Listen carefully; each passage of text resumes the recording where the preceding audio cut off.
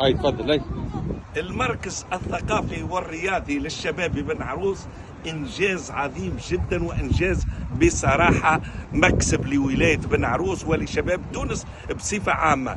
يعني على مساحة 5 هكتارات تقريبا الشينس الشعبية تشيد وتبني لنا مركب رياضي بالفعل، مركب معناها بصراحة ما كنتش نحسبه بالشكل هذايا. فيه قاعات للأنشطة الثقافية، فيه قاعات محاضرات، فيه مسبح تقريبا مسبح كبير أولمبي، فيه راديو والتلفزة متاع واب، فيه مكتبة رقمية، يعني فيه مبيت كذلك. يعني قرية بالفعل هي مكسب. كان نشوفوا احنا هذا من اهداف الصين الشعبية aide de la Chine pour un futur بارتاج. يعني بصراحة إن شاء الله معناها في تونس وفي ولايات تونس نشوفوا مثل هذه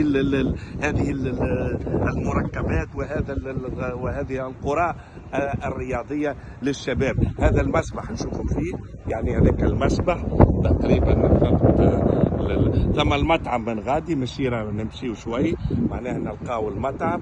ثم قاعات المحاضرات هاي موجودة. ثم المبيت 5 هكتارات على امتداد 5 هكتارات. يعني وقع التشييد وبناء هذا المركب الرياضي.